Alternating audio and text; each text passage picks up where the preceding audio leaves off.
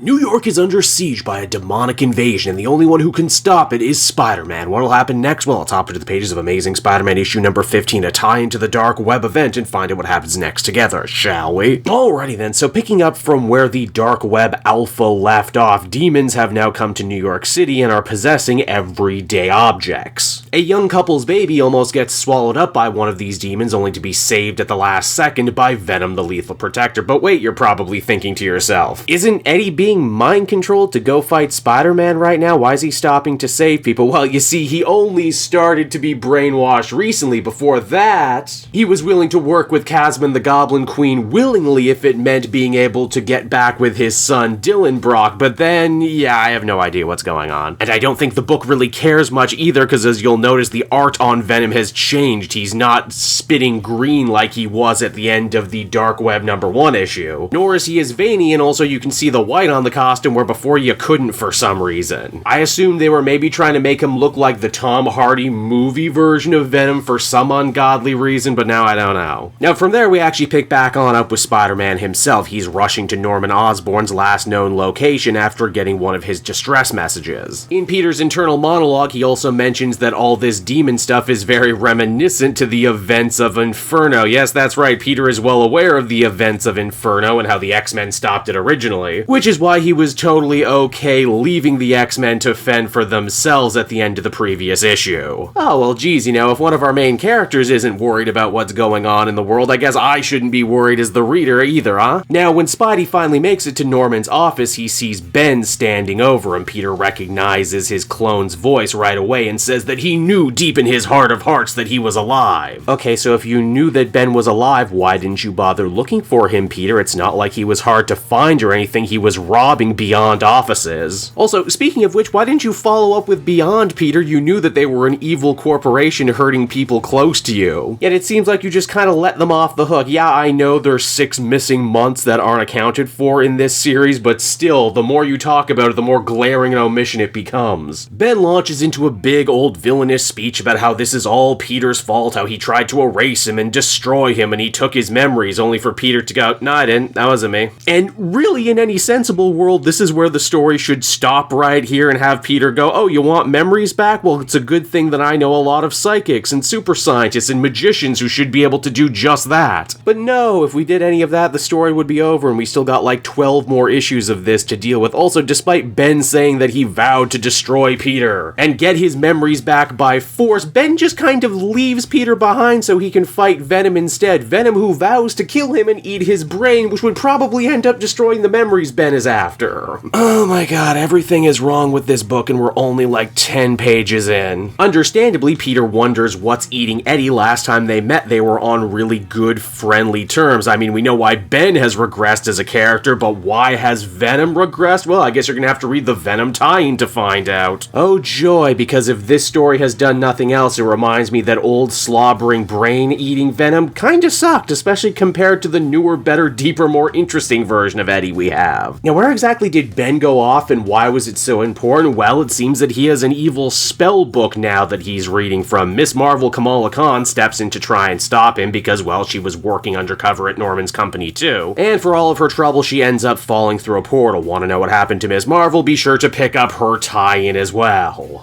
Geez, are you beginning to realize a theme starting to form right here, right now? Also, what is with the book? I thought the plan was to use evil fruit to steal souls and memories. If you're going to be a flimsy slapdash comic event, the least you can do is be a consistently bad slapdash event. Now, back at the Venom fight, Peter ultimately manages to win the day against the evil symbiote creature by using all the same tricks he's used before. Fire, sound. Again, it sure was worth turning Venom into his old mindless killer self just so him and Spider-Man can have the same fight they always have, right? I will say there is actually kind of a funny moment where Peter starts a fire by lighting a piece of manga that clearly shows a ramen-loving ninja. Geez, I wonder what that's a reference to. It's at that point Madeline Pryor and Hollow's Eve shows up. Eve wants to attack Spider-Man right away, but Pryor gets her to stop, and it's here that Spider-Man does just the dumbest thing. He looks at the Goblin Queen and goes, "Hey, you look like Jean Grey," even though just a minute ago they let us know that Spider-Man knew the story of the original Inferno, but didn't know that it was Jean's clone behind it all. It's at this point, too, Chasm returns. He did some some more evil book mumbo-jumbo to J. Jonah Jameson and the Daily Bugle, and now he's back to fight Spider-Man, meaning this book literally ends exactly where it began. And so that was the Amazing Spider-Man issue number 15, everybody, and overall, if you couldn't tell, this book didn't really do much to change my overall opinion of Dark Web as a story. It feels forced, it feels flimsy, and it really doesn't feel like any fun. It feels like everyone here is just going through the motions, especially me reading it. This issue doesn't even have the saving grace of someone like Norman Osborn coming in and actually having a pretty good character moment. Perhaps the even only kind of maybe diamond in the rough nugget that might make this story worth reading for Spidey fans is an implication made by one of Peter's internal monologues wherein he says that he's dedicated to saving the life of Norman Osborn because he helped him with Mary Jane when no one else would. Again, what does that mean? Is he referring to the missing 6 months? Will this be important later? Probably not, but you know what? I gotta take what I can get when I can get it. Overall, I'd give this one a 5 out of 10, and that's probably me being generous. 2022 is almost over, and we already have an easy shoo-in for one of the worst of the year.